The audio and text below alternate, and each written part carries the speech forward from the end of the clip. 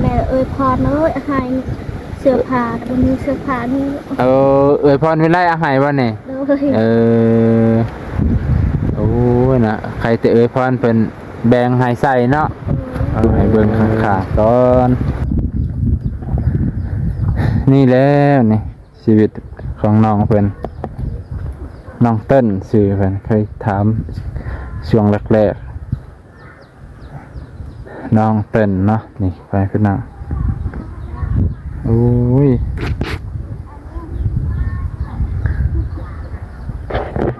สภาพของเตียงเพิ่นกับเตียงเก่าๆ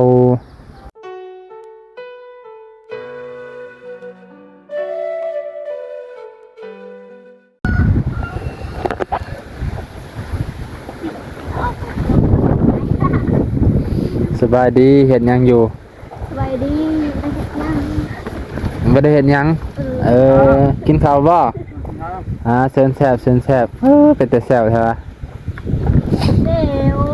หมกปลาซิวเป็นน้องเพิ่นไปหามังคีไปสอนมามังคีบ่ได้หลายบ่พอได้กินตัวปลาตัวมีหอดหอยเนาะหอย2-3ตัวเลยห่างในกระป๋องในกระป๋องยังหนาวอยู่บ่นอนแบบนี้หนาวคือเก่าเนาะจะไหนก็หอดย่ำหอดแล้วบัดนี้หอดย่ำหอดให้นอนบ่ได้และกลางเว้นก็อยู่บ่ได้กลางคืนก็นอนบ่หลับมันแบบมันอบมันเอาเด้เคยอยู่แบบนี้ก็ห่วยอยู่ได้โดนสำใดเด้พี่น้องน้องเพิ่นก็ได้น้องอยู่ในท้องก็เริ่มใหญ่ขึ้นเลยเนาะ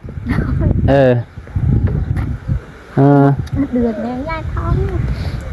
จักว่าสิ4 เดือนเลยเนาะเบิดแล้วได้เดือน12นี่5 เดือนแล้ว5 เดือนแล้ว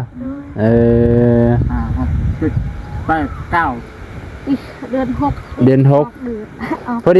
ดีช่วงดำหน้าเนาะช่วงกำลังสิลงนาป้าเต้อแหงลำบากเลยช่วงนั้นโอ้ยจักสิเอาลูกจักสิลงนาจักกลายเป็นกำลังเฮ็ดอยู่เฮ็ดกินสาวน้อยจากเซโปนมาอยู่บ้านห้องมาอยู่บ้านเฮาบ้านห้องบ่สาวเซโปนบ้านห้องมาสู่ชีวิตกับอันบ่าวทางเมืองจำพรถือว่าสุดยอดอันนี้อยู่น้ำกันมาเกือบ 2-3 ปีแล้วไปจักบ่าวจ้อยซื้อเห็ดบ่าวจอยมาซื้อมาเพ็ดมาพริกแป้งนัวนี่บ่เป็นมาเมื่อใดนะเดินแล้วบ่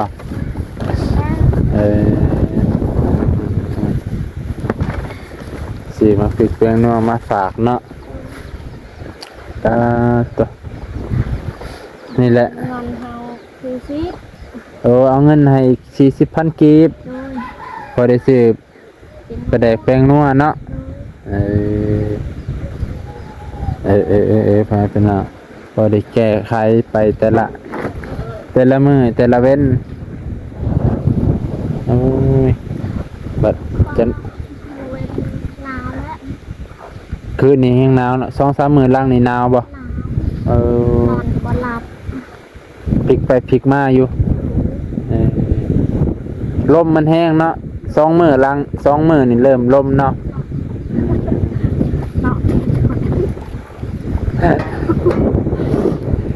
ลมแห้งไว้พี่น้อง2 มื้อนี่ทั้งลมทั้งหนาวยังกลางคืนน่ะปู๊ดประมาณใกล้คอนสิแจ้งนี่แหละหนาวเย็นกินข้าวแล้วมืดไปมาขายบ่มียังโซลาร์เซลล์นี่บ่ต สำหรับตะเว้นตกละมืดตื้อๆแล้วเนาะ อืด ข้าวหายังก็สิได้จกตากันแล้วบ่เห็นหุง โซลาร์เซลล์นี่ก็โอ้แพงเติบเด้ออันละ500ผมบ่จักน่าจะว่าหมองนอนน้องเพิ่นสามีภรรยาเพิ่นน่ะโอ้ย ดอกกูดัก พาบัตรนี่บ่ โอ้ย พาบัตรนี่เนาะมันสิขาดเลยเพิ่นน่ะ แตกแล้ว มันยะหรือเปล่าเขาอืมมันอันนั้นนะเพิ่นน่ะจะได้เลยมันถึกแดดดุมันกรอบมันกรอบถึกแดดถึกหนาวมันเริ่มกรอบแล้วสิอยู่ได้จักเดือนนี่ตกเดือน1เดือน2เดือน3ลาวนี่แห้งลมทั้งลมทั้งร้อนเดือน2ซับกลนี่แหละสำนี่ก็เริ่มร้อนแล้วเนาะแล้วบ่แม่นเริ่มลมเลยร้อนยามน่ะแห้งลมแห้งไปพี่น้องลมแบบป๊าดตะสุดยอดเลยแม่เอ้ยพรเอ้ยให้เสื้อผ้าบ่มีเสื้อผ้านี่ พรวิไลอาหารบ่นี่ เลย โอ้ยน่ะใครแต่พรเป็นแบงให้ใส่เนาะไม่คันบ่แบงก็สิบ่มีผ้าห่มบ่มีเสื้อกันหนาวอุ่นๆแล้วแบบนี้ มีแต่เสื้อนี่ใหญ่ค่ะ มีแต่เสื้อแขนสั้น โดย ตัว2ตัวซ้ำนี่บ่ โดย ต่อไปพี่น้องจากบ้านจากพ่อแม่มากโอ้เกือบหลายโลเติบเด้อเจโปนนี่ก็ไกลเติบ เอาละหมดนี่ เขากระเบิดแล้วโอ้ ยัง3 สอบเขา ใช้3 สอบโอ้ พ่อแม่ 3 สอบแบบว่าตัวบริซีนะบ่ เออ เลยตัวบันโดยหน่อย โดย เคยนะเขายังเขาเปลือกเนาะยังเหลือจะเขาเปลือก3 สอบชี้อีกบันนี้กับเบิดแล้วแหละ หมด ใครแต่อยู่บ้านนี่มีห้องสีไกลๆเนาะบ่ลำบากแน่แต่ก็สิลำบากย้อนเข่าเนี่ยไปเป็นเนาะ ย้ำนิด ย่ เข้ายังไง ำคันเบิดเข่าสิบ่ได้ไปขอบ่ ไม่ได้ขอหาอย่างละ ยันนับไปขอ ขอเข้าบากเข้าเบื่อแน่หายาพาไม่ได้ไป อายเนาะไปสิไปหาตัวอื่นแทนแล้วสันเนาะต่ออันนี้ที่ว่าพออยู่ได้อยู่ให้พี่น้องแต่ว่าอยู่โดนๆไปเนี่ยบ่ได้แล้วเพราะว่าเตียงเพิ่นเนี่ยก็ผุพังนั่น เปลี่ นี่ ยนไปโดนแล้วเต็ม โอ้ แต่พวกเขายังบ้าแล้วแปลกนะ โอ้ตั้งแต่สามียังเป็นบ่าว โอ้ย เจ้าอันนี้ก็บ่คิดบ่ฝันว่าสิได้ลงจากเฮือนพ่อเฮือนแม่ว่าซั่นเถอะมันกระทันหันท่านนี่มีหีดมีคลองหลายผิดผีผิดถ้ำเพิ่นต้องได้ลงกระทันหันจนเพิ่นว่าจังได๋แหละจนตั้งโตนำบ่ทันตั้งโตนำบ่ทันก็จนได้ลงเฮือนนี่แหละจนได้นอนสภาพแบบนี้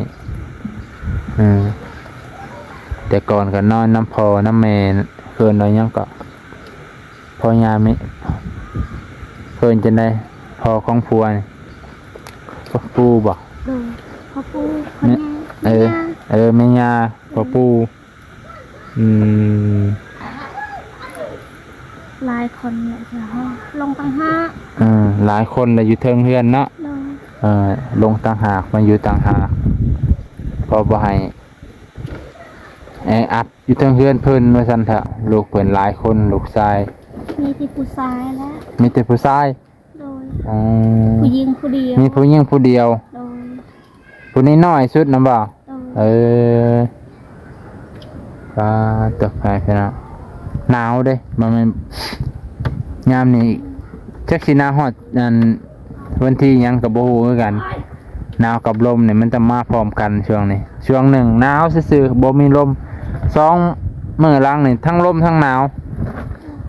พัดพึมบับนี่จักสิขาดมื้อใดก็บ่ฮู้เห็นพายุลมมาแห้งเนี่ยก็ห้วยยันนี่คือขึ้นเบิดแล้วอันนี้ยามฝนตกโอ้ยยามฝนเมื่อวานนี่เดี๋ยวเขาเห็น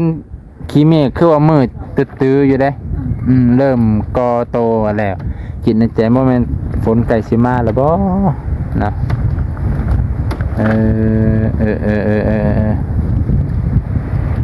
นะไปเป็นน่ะถามว่าสิ่งที่อยากได้บ่ต้องถามดอกเพราะแม่พี่นางก็สิฮู้ดีดอกว่าเพิ่นก็ลำบากลำบนอยู่ตอนนี้ใครแต่ว่าน้ำมาดานนี่เพิ่นใส่น้ำข้างๆนี่ข้างๆใครที่พรเพิ่นใจกว้างเพิ่นก็ให้ใส่ผู้ใดใส่ก็ใส่น้ำเพราะนั้นน้ำจิตน้ำใจยิ่งใหญ่น้ำบึงน้ำคลองยังเป็นห้องน้ำใจพุ่นน่ะน้ำใจเพิ่นสูงกันเลยแบ่งปันกันใส่ขนาดเสื้อผ้าก็ยังพรเอาให้ใส่พุ่นน่ะคันบ่มีพรเลยได้ใส่แต่เสื้อแขนสั้นว่าซั่นเถอะใส่สันๆแล้วบ่ได้งามเด้อบ่ลุงอยู่เพราะว่าบ่ลุงติทางว่าหยังว่าละลุงบ่น้องแหละตกใจเบิดเบาน้องเอาผู้จักบ่น้องคือว่าบ่ได้เฒ่านะนะเอาไปพี่น้องธรรมดาแล้วน้องเพิ่นก็เคยอยู่แต่เขตแถวพูนนะเคินนะอยู่แถวเขตผู้ไปพี่น้องให้เอาสาวพันเอายังอีกยังที่คนเจออะไรบอกนี่เธออยากมีกระดาษแต่มีกระดาษหน่อยผู้เสียนั่นบ่เคินอันไปแจกไปท่าอันไปโม่ไปท่านน่ะเนาะไปกินทานน้ำเพิ่นเอาเงินให้พอได้ไปกินไปทานเพราะว่าได้ลงเฮือนต่างเนี่ยมันต้องได้รับผิดชอบเองเบิดเพราะว่าบ่ได้ขึ้นอยู่กับพ่อกับแม่เด้ก็เลยเกินออกอีกครอบครัวนึงประกันภัยเท่าใดประกันภัย50ปาตุ๊หายหยังบ่ประกันภัยคันบ่มีก็บ่เป็นหยังติเพิ่นบ่ได้มาทวงบ่คันบ่มีเขามาทวงอยู่บ่โอ้พวกประกันภัยเพิ่นพี่น้องคือคนเสียคนนี่เพิ่นเจ้าสิประกันภัยครอบครัวละ50ก็ประมาณ80 บาท90 บาทประมาณนี้บ่น้องก็ประกันให้กันแต่ละครอบครัวที่ผู้ใดสูญเสียบ่ว่าน้อยใหญ่เฒ่าแก่ต่อชีวิตอันสาวเซโปนมาสู่ชีวิตอยู่น้ำเบาเมืองจำพรแม่พี่น้องคือเห็นตามพอให้พี่น้องเห็นนี่แหละสิรีวิวให้เบิ่งข้างๆก่อนนี่แล้วนี่ชีวิตของน้องเพิ่นน้องเติ้นชื่อเพิ่นเคยถามช่วงแรกๆน้องเติ้นเนาะนี่ไปขึ้นหน้าโอ้ย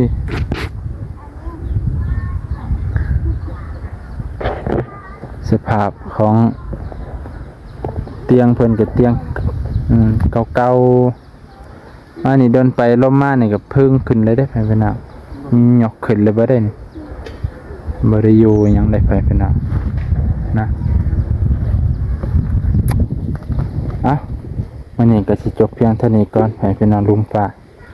ไปสุขุสุขคนฝากเป็นกำลังใจให้น้องมิกน้องเติ้น นี่เด้อแฟนพี่น้องมื้อนี้ก็สิจบเพียงเท่านี้ก็สบายดี ไปดี โดย